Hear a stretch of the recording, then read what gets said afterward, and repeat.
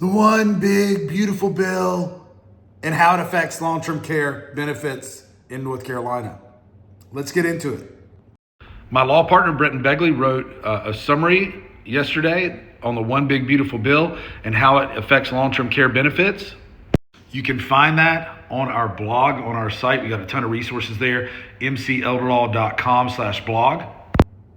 Great article. I'm going to hit the high points on this bill and long-term care benefits. So the benefit that pays for skilled nursing care in North Carolina, a couple of in-home care programs, PACE and CAP, will be affected, but really only in specific ways.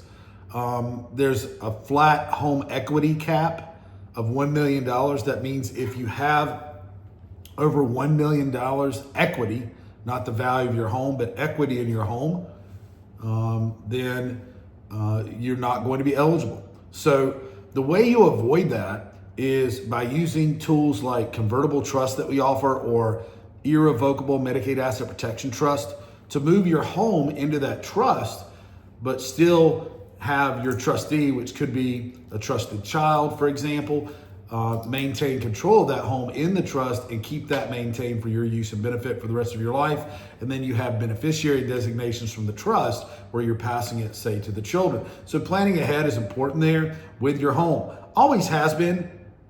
Another thing is putting, say, a life estate deed on that home ahead of time. A traditional life estate deed could be done as well. So that's a tool that can be used as long as it's done outside of the look back period for that benefit, which is 5 years. So there's some absolute planning tools there that are just readily available for us that we use now, and nothing will change there.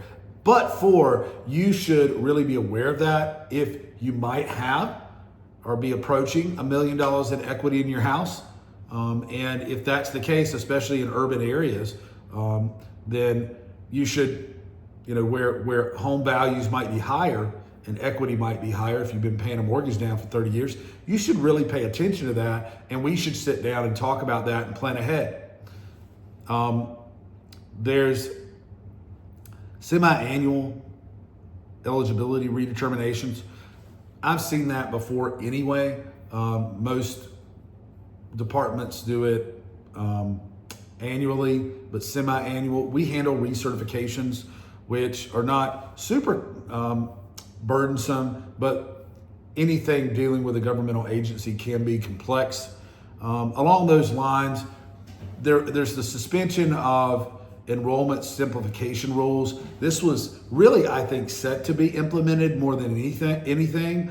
But we handle those applications from the beginning and recertifications, and they can be complex to put together. However, we have a whole department that's dedicated with doing that, and it's a great department led by Mary Kelsey, who's phenomenal in that area. And we handle that for clients anyway. So no change there for us, aside from perhaps more frequent certifications. And then there is a shortened retroactive coverage period. This is one of the main points.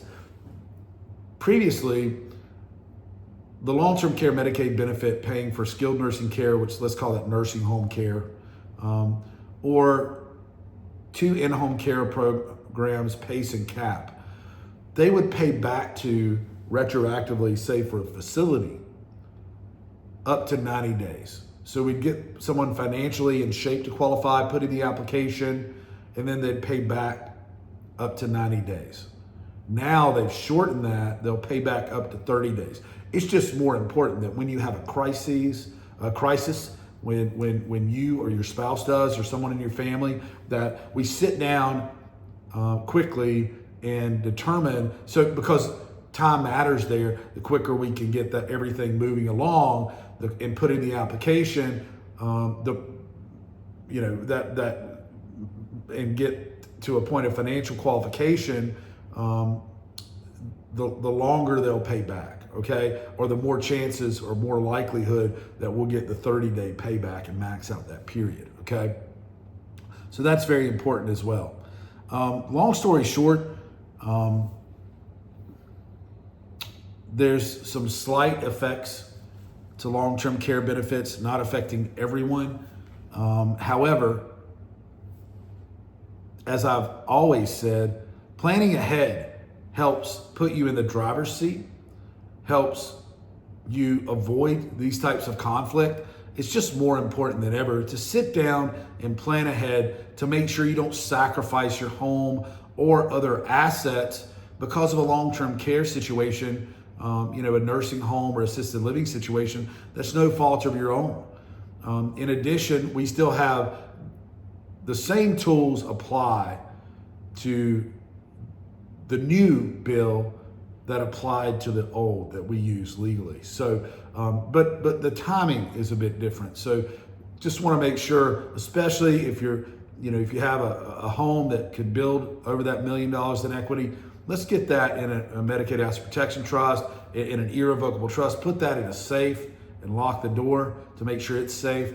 Or let's look at deed planning like traditional life estate deeds on that home. I'd offer a free consult to sit down and talk about it. If you want to look at planning ahead, look at getting your affairs in order, because you never know what changes in the law might do to your eligibility. So you want to take advantage of the planning, just period, and plan ahead. You can give us a call at 1-888-999-6600 to take advantage of that free consultation, and let's sit down and talk about protecting what you've worked so long and hard for.